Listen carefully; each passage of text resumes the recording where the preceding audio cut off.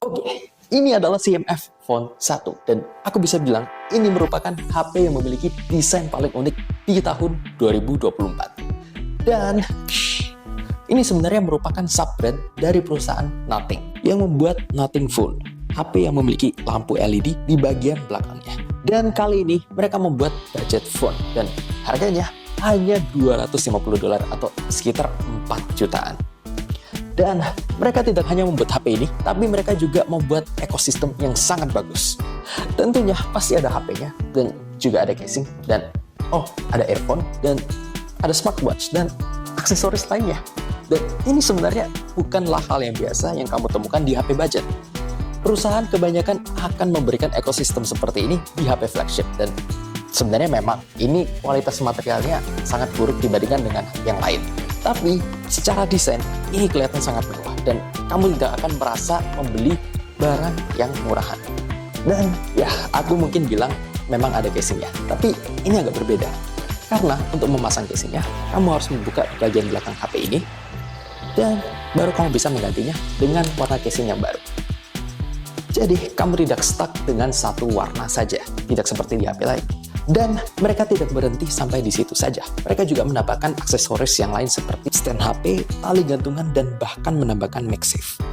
Meskipun ini semua dari material yang murah, tapi ini tetap terasa sangat aman. Karena untuk memasang semua aksesoris ini, kamu perlu menggunakan baut. Dan aku rasa ini caranya mereka supaya bisa menarik perhatian media dan juga para penggemar HP modular. Serta aku berpikir bagaimana kalau kita menambahkan modul lensa di bagian belakang kameranya yang bisa dikencangkan dengan baut. Karena jujur, kalau di HP biasa, kamu hanya goyangkan sedikit saja dan sudah jatuh. Tapi HP ini tetap memiliki spek yang sangat bagus. HP ini memiliki layar AMOLED 120Hz adaptif, jadi bisa mengatur kecepatan layarnya yang biasa hanya didapat di HP flagship saja. Serta kecerahannya bisa sampai 2000 nits. Tapi ini hanya di keadaan tertentu saja, dan paling maksimal kamu bisa mendapatkan hingga 1200 nits saja. Dan ini berarti kamu bisa melihat layar ini di bawah sinar matahari. Tapi satu hal yang aku nggak suka dari HP ini adalah bezel di bagian bawahnya, yang tidak simetris dengan bagian samping dan bagian atasnya. Tapi aku baru nyadar kalau ini adalah HP budget dan aku membandingkan dengan HP yang lebih mahal. Jadi untuk harga segini, HP ini memiliki layar yang sangat bagus, dan aku bisa bilang, kamu tidak akan menemukan layar sebagus ini dengan harga yang sama. Lalu untuk softwarenya, ini memiliki Nothing OS 2.6 yang berbasis Android 14. Dan secara tampilannya tidak terlalu berbeda jauh dengan stok Android, hanya ditambah beberapa kostumasi saja dan sedikit fitur unik dari Nothing OS.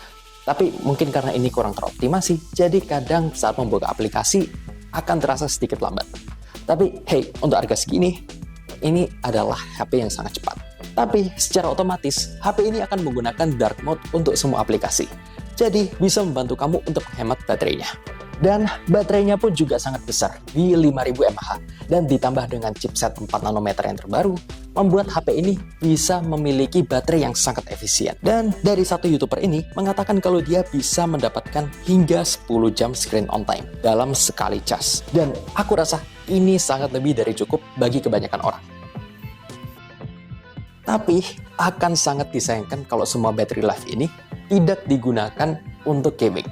Dan untungnya HP ini memiliki chipset Dimensity 7300 yang sebenarnya secara teknis lebih lemah daripada 7200 yang membuat aku sangat membingungkan. Tapi aku bisa bilang game seperti Genshin Impact akan tetap terasa lancar. Tapi kalau sudah main dalam waktu yang lama akan ada lag-nya. Tapi kalau dipakai setting medium, aku rasa meskipun lama akan tetap berjalan secara mulus.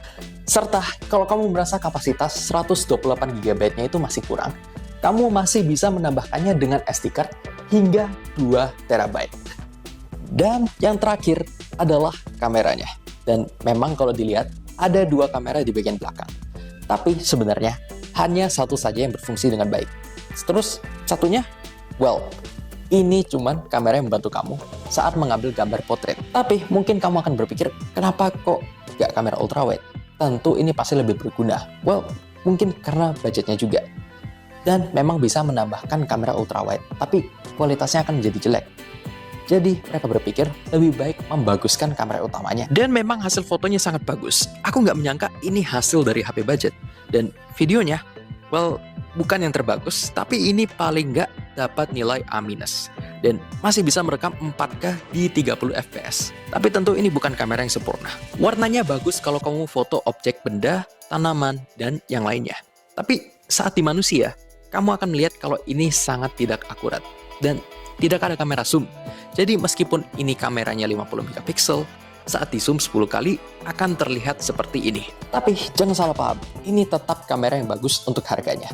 Aku hanya ingin menjelaskan kalau kamu tidak akan mendapatkan fitur yang lainnya. Oke, 2 hal terakhir.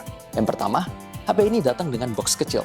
Jadi kamu tidak akan mendapatkan charger di dalam boxnya. Dan yang kedua, HP ini tidak dirilis di Indonesia.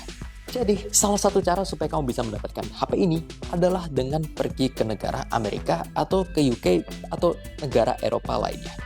Dan ini berarti kamu juga harus memperhitungkan biaya tiket pesawat, pengurusan email, pajak, dan masih banyak lagi. Jadi, saat masuk ke Indonesia akan membuat HP ini harganya 10 juta lebih mahal. Dan dengan harga segini, akan lebih worth it untuk membeli Galaxy S24 yang versi dasarnya. So, terima kasih sudah menonton sampai akhir. Ini JW StarTech. Sampai berjumpa di yang selanjutnya.